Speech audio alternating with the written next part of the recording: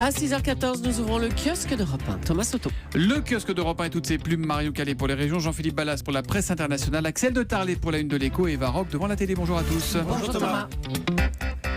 Avant la presse nationale, un petit mot. Laurent Cabrol n'était pas là juste avant 6h. Il arrive, tout va bien, ne vous inquiétez pas, parce qu'il y a beaucoup de messages sur Twitter. Vous inquiétez pour Laurent. Il va bien, il arrive.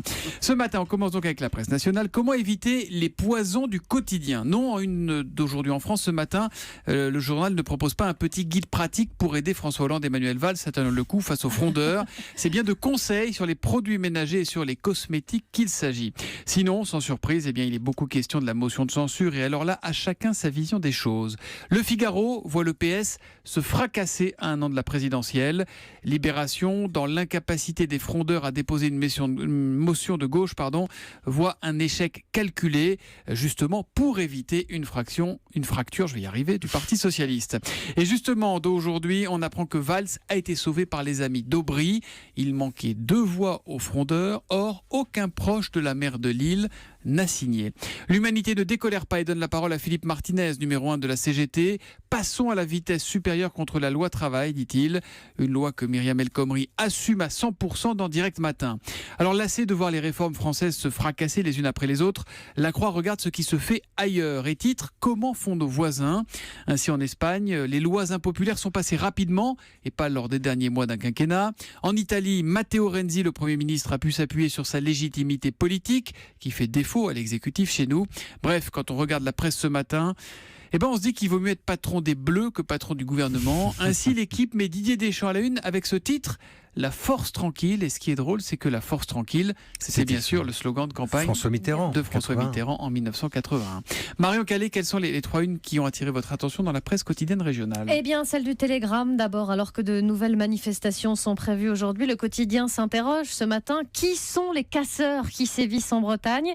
Ils ont un point commun sur le quotidien qui a mené l'enquête, une extrême violence et une volonté d'affronter les forces de l'ordre.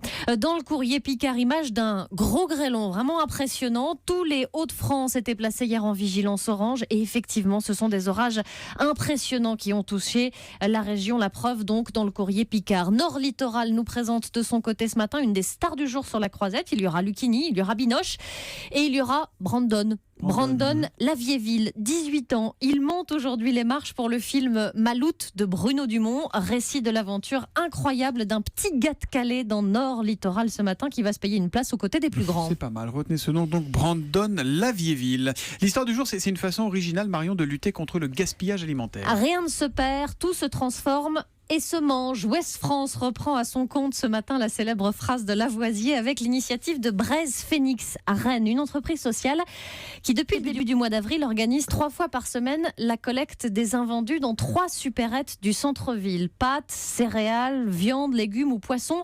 Le trop-plein de ces produits frais qui n'ont pas été vendus prend place dans des remorques à vélo et file ensuite directement vers les locaux de 2 associations, un centre d'hébergement et de réinsertion sociale et les Petites Sœurs des Pauvres qui disposent d'une maison de retraite dans les environs de Rennes. Les repas sont préparés le jour même, c'est absolument génial, c'est une super idée, ça demande un peu d'agilité, c'est vrai, de la part des cuisiniers, mais l'un d'eux confie avoir retrouvé le plaisir de préparer des produits frais.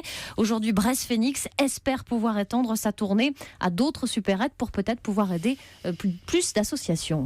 Bravo à Braise Phoenix. La presse internationale, Jean-Philippe Ballas, il se passe des choses en ce moment même au Brésil qui vit des heures historiques avec la chronique d'une destitution annoncée. Avec Dilma Rousseff, la présidente qui devrait être officiellement écartée du pouvoir d'ici quelques heures. Sauf immense surprise, les sénateurs vont voter pour l'ouverture d'un procès en destitution. Dilma Rousseff, accusée donc d'avoir maquillé les comptes publics. Alors côté pile, elle se défend, bec et ongle dans les journaux brésiliens, elle dénonce un coup d'État.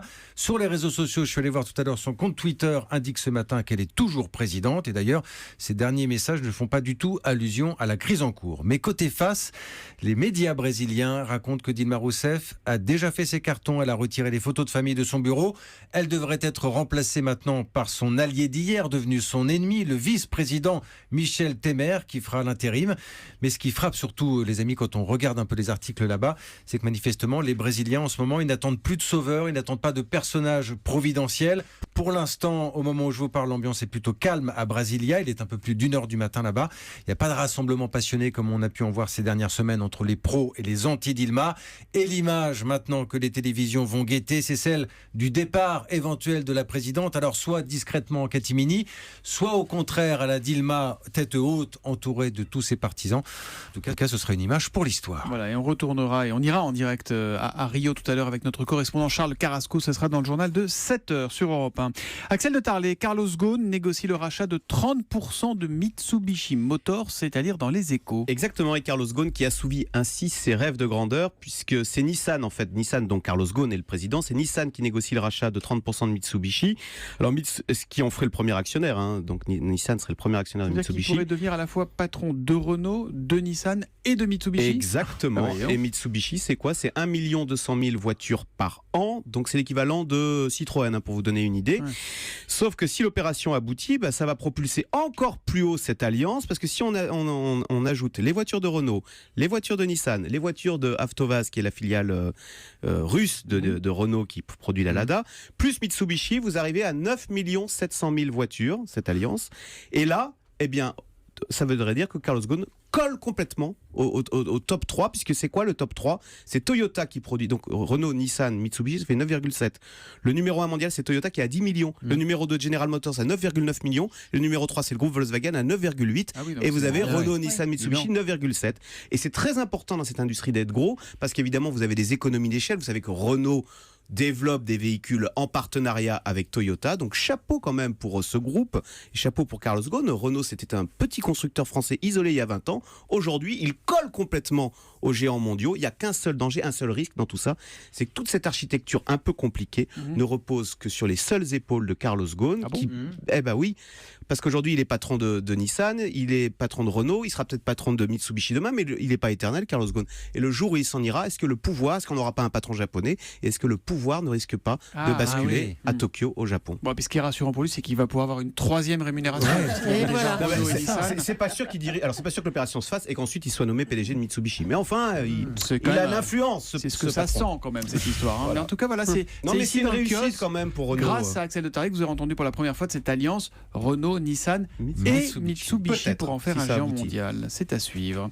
C'est à suivre comme duel sur France 5 à la télé ce soir à 22h20. Duel Truffaut-Godard, Eva Rock. En 1959, au Festival de Cannes, puisqu'on en parle en ce moment, il y a un jeune acteur de 14 ans qui crève l'écran.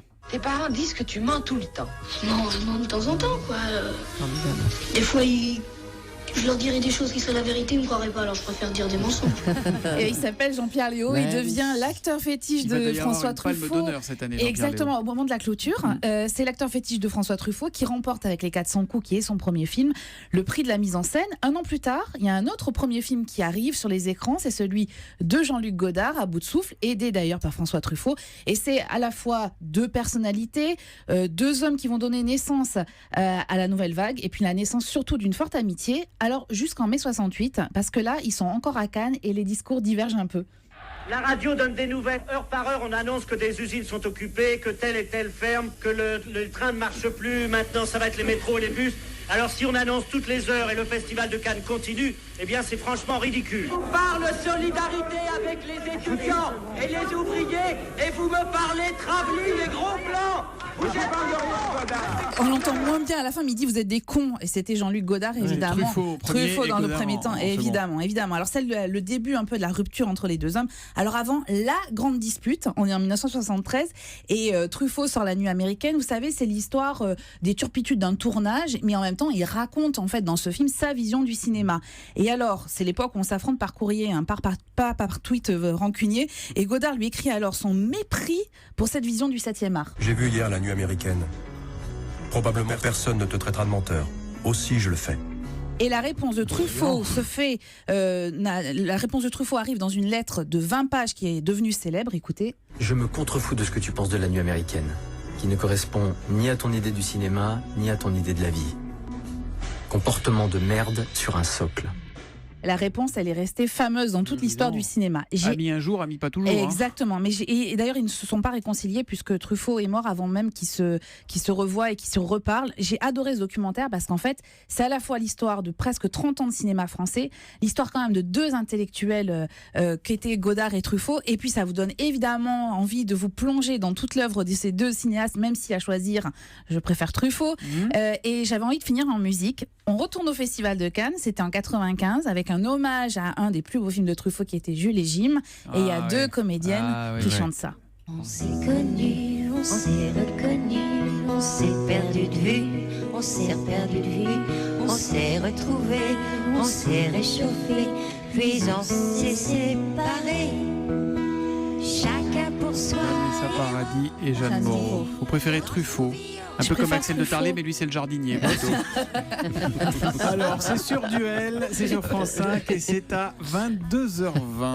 Et puis toute l'actualité des médias, on la retrouve dès 9h avec Jean-Marc Morandini. L'invité de l'émission aujourd'hui, un célèbre producteur, Pierre-Antoine Capton. Il produit entre autres C'est à vous, mais des tas d'autres choses. Eh bien nous l'écouterons avec intérêt. Rideau sur le kiosque.